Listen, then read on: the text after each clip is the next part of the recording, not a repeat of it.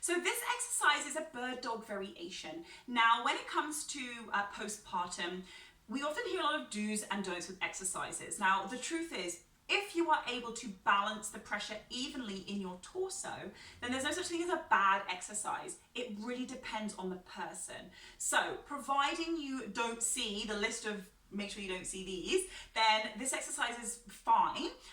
If you do notice any of the pressure, the doming, the coning, the pushing down, any pain, then obviously don't do it. Your body's not ready for it yet. And then it could be a case of just trial and error until you're able to control that pressure. So we're going to be on an all fours position. This is a great way of progressing eventually into a plank exercise, but we're going to do it on our knees for this one. So we're going to have the band around the shoulder. So the reason we have this here is because I want to give you an idea of something to push against. So really make sure that you're pushing out against that band, expanding that rib cage, because remember, the more space you have and you can move that breath around in your canister, in your trunk, the less pressure there's going to be on one particular area. So the more space we can create in that cavity, the more space there is for that air to be just distributed, and it's not going to put pressure down in the weak spots as much. So what we're going to do from here, we're going to do a big inhale.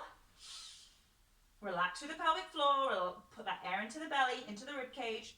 Fill that band out. So pull those elbows wide, pull that shoulder blade, pull the shoulder blades wide, pull the rib cage wide. As I exhale,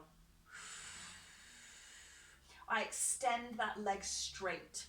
Squeezing that quad, making sure my pelvis is nice and level so we're not twisting. I'm going to inhale, relax. Exhale, lift up through the pelvic floor. Wrap around your TVA muscles, so your abdominal muscles, and extend. So what you can do is inhale, exhale before you push out, get that stability, and come back in on the one breath. So inhale, start that exhale,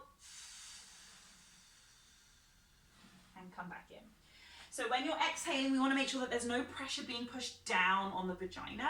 Visualize the picking up, but you have to make sure that on that relaxation, you are fully relaxing, especially if you have an overactive pelvic floor, which you would have been diagnosed with if you've seen that pelvic floor physio or spoken to me about it. So if you are suffering from more of a weaker endurance-wise pelvic floor, then yes, you don't have to let go and fully relax as much.